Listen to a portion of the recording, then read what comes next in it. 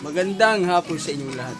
Mga ka-artist, narito si Boy Peli para tumulong sa kaalaman upang magaling tayong gumawa ng sining, painting, sketch at kahit ano magagawa natin. Yan ay kung tutulungan nyo ang inyong sarili. Makinig, manood, higit sa lahat, unang-una tumawag sa Panginoon. Sample pa lang ang nakikita nyo na isa sa mga nagawa ko.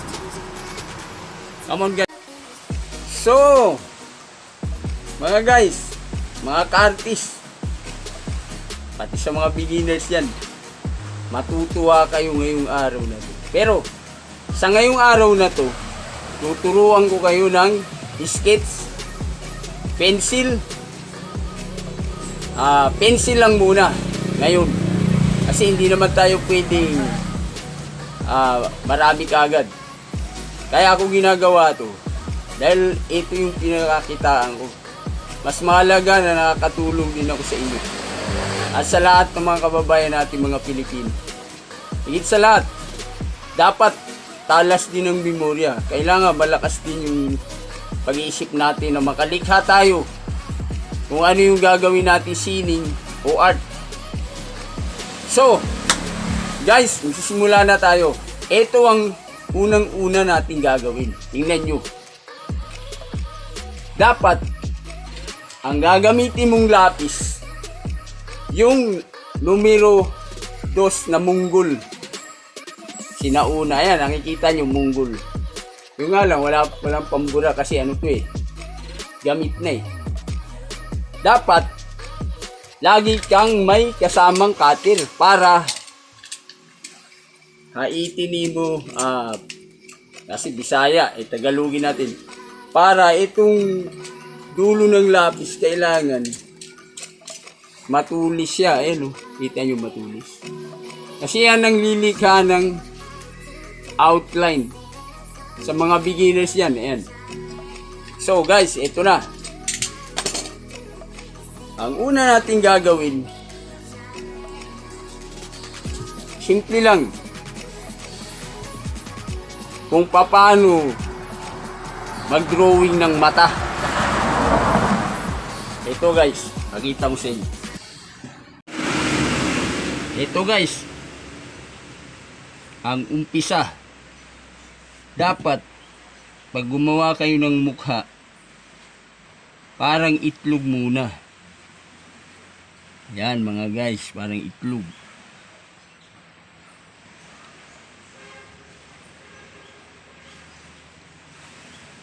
Parang oblong. Yan.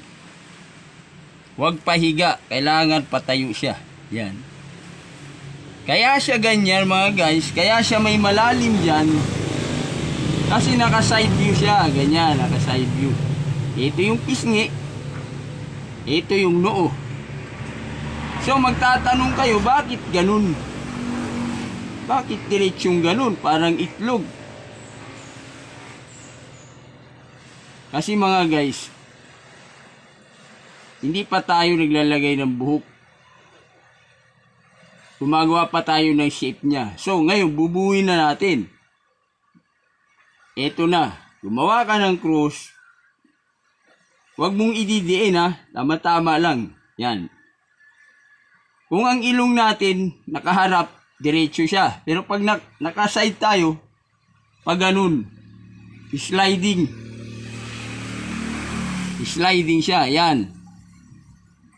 So, kailangan, yung labi niya, magdistansya ka ng ganyang kalayo. Yan. Ito yon, yung kanal. Ayan yung ilong. Matatantya mo yan kasi pwede mong layuan, pwedeng malapit. Kasi ang ginagawa natin, sketch pa lang So, kaya may ganyan siya. Ang gagawin mo dyan, linya rin siya, diretso na ganyan. Yan, di ba? So, akala mo, hindi mo pa nga nagagawa yung bibig para na siyang nakasara. Parang ganyan ba? Tingnan nyo yung bunganga ko. So, bubuhayin na natin siya. Yung hangganan ng krus na yan, yan yung kilay. Pagmasdan nyo maigi ha, yan, kilay yan. Konting shade sa gilid, konting shade yan sa ibaba, lagyan mo ng maliit na pahabang butas, tapos konting shade ulit dito, konting shade ulit dyan. So ano nakikita nyo? Kumukorte na siya. So gagawa ulit tayo ng oblong na itlog. Nakahiga. So nakita nyo yung itlog, di ba? Parang itlog.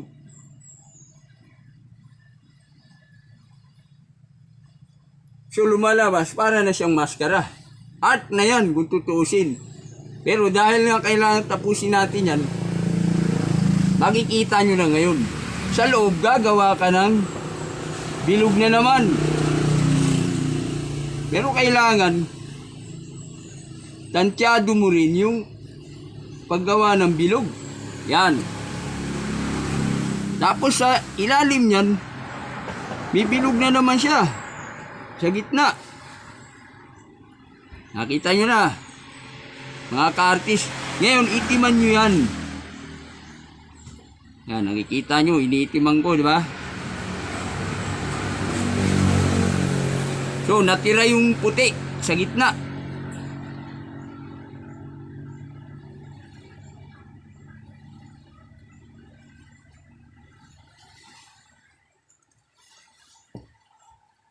Yung ibabaw niya, kakapalan mo yan. Kapal-kapalan mo siya. Yan. Kapal-kapalan mo. Pati yung kilay niya, kapal-kapalan mo yan. So, punta tayo sa, ano niya, sa bibig. Yung bibig, pwede kang gumawa na parang puso. Ganyan. Pero wag mo ididiretso. Ganyan lang siya. So, nakita nyo na. Ayan, ikaklaro nyo yung ano. Ngayon, dito naman, sa ibabang bahagi niya, ganun din. O, di ba? Ang magkabila niya, lalagyan mo ng medyo dark. Yan. Ngayon, paano natin sishadingan yan? Anong gagamitin natin? Pag magsishading kayo, pahiga. Ito siya. Ang lapis na kahiga.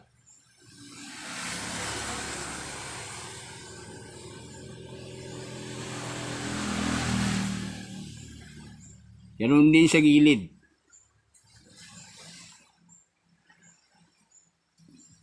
Ganun din sa magkabila ang gilid.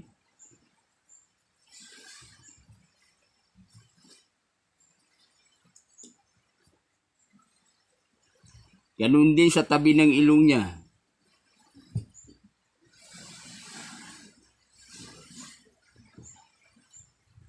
Sa ilalim ng bibig niya. Sa ibabaw ng bibig niya, ganun din. So, ang tanong dyan, ang ganina, yung nagtataka kayo, bakit ganun siya, kalbo, ano? Hindi yan kalbo. Yan kasi, ang hangganan ng paglalagyan natin ng buhok. Pero bago yan, i-clear muna natin yung ano niya, yung kabuuan ng outline ng niya. Ng baba. Yung pisngi. Ito namang side na to, kaya malalim. Kasi maglagay tayo ng kaunting tenga.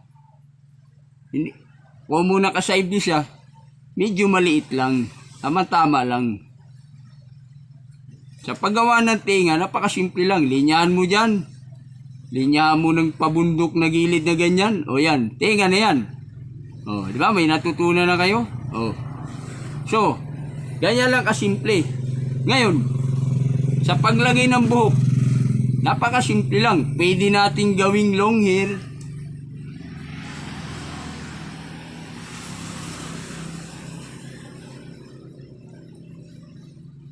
Di ba? Pero hindi yan babae ha. Ginagawa natin lalaki. Kasi iba yung mukha ng babae. Sa sunod na naman na pag-vlog natin yun. Pero ito lalaki to. So napakadali, di ba? Madaling malagay yung buhok. Kung ayaw nyo ng ganyan, pwede naman siyang simple lang, buray natin. Kung ayaw nyo ng mahabang buhok, gawin natin siyang maikli.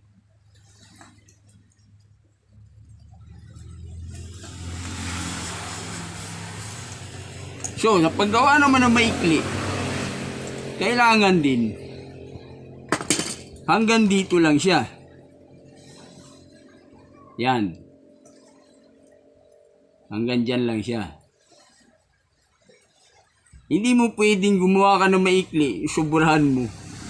Ano pa rin yun? Long hair pa rin yun. Dapat dyan lang.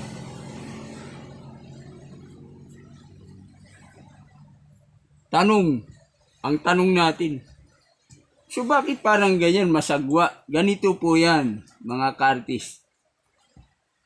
Etong diretsyo na to malinis, siyempre iitiman mo yan. Bahala ka na gumay-style, gusto mo lagyan na kalawit, o gusto mong ganun lang siya. Basta ang pagkulay mo, pataas. Pataas na sliding. So may hati siya dyan eh. Yan. Di ba napakasimple? Kaya nakakalinya tayo ng maayos kasi yung lapis natin, matuli siya. Kaya nagagawa natin yung gusto natin. Yan ang dahilan kung bakit yung ibang gumagawa, pag flat yung lapis, nahirapan sila. May tendency na hindi sila makapag-layout ng maayos kasi yung lapis hindi matulis, hindi parehas nito. Pag sinulat mong ganyan, talagang lumilinya siya. Gumagawa siya ng art. Gumagawa siya ng linya na maganda. So, para na siyang sinuklay, mga ka-vlog o mga ka-artist. Ngayon, kung nasasagwaan ka sa ganyan, pwede mo pa siyang sobrahan. So, nakita nyo?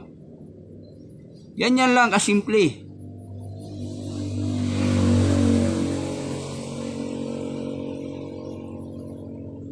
So, ganyan yan, mga ka-vlog, mga ka-artist, mga beginners. So, ang gagawin natin yan, dahil nga malinis pa siya, lalagyan natin ng mga shade yan. Shade.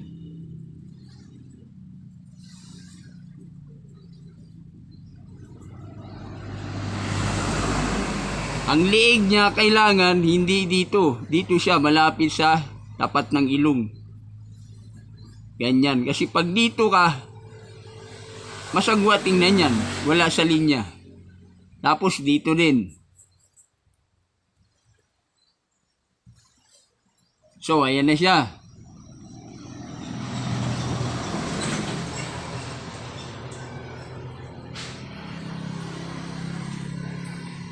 Yung gilid. Para mas maganda, lagyan mo ng kunting mga kilay-kilay. Yung tinatawag na pilik mata. Yan. Ang labas nito, gwapong lalaki. So, ayan na siya.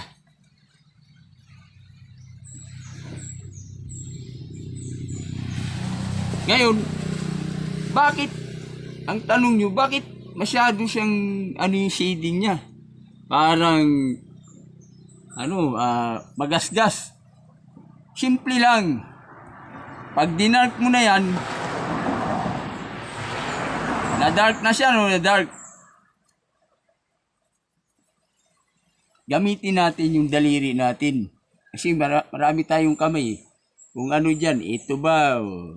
Ito sa akin.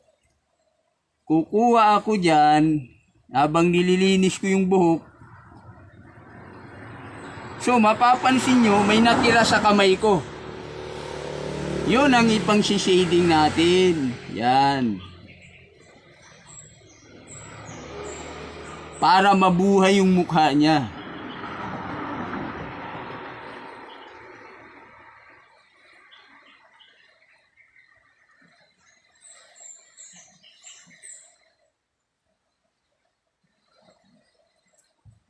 So, may natira na medyo, burahin natin yan.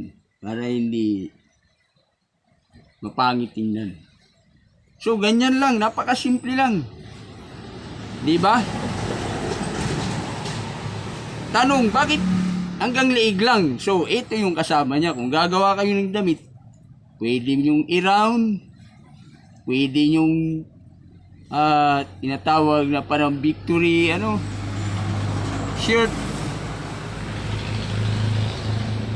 Karamihan sa mga picture o painting, nanggagaling yung likod ng damit nila nandito sa gilid. Yan. Kasi pag dito mo nilagay yung niya, yung damit niya. So, ganyan. Bahala na kayo. Pwede nyong lagyan dyan. Kulayan nyo ng itim. So, di ba? Pwede mong gawing Americana style.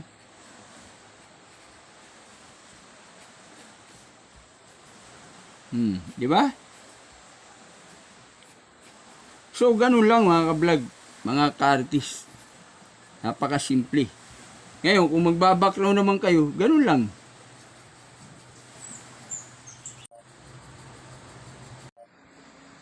Okay na. So, ito yun na yun. Pag magbabackground kayo, ganyan lang.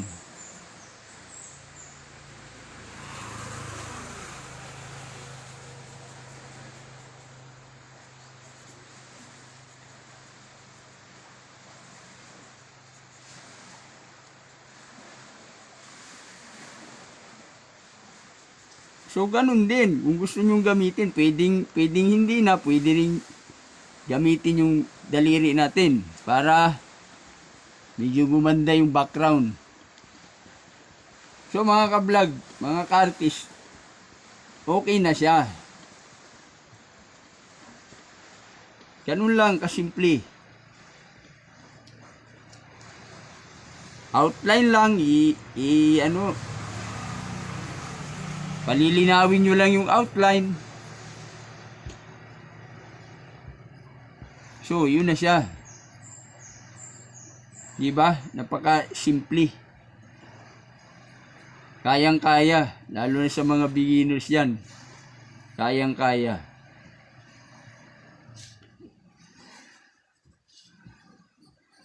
So, ganun lang. So, ngayon, nakagawa tayo ng isang art.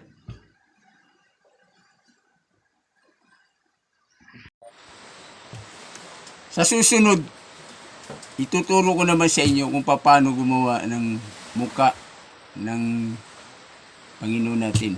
Yung muka ni Jesus Christ. Maraming salamat mga guys. Hanggang susunod.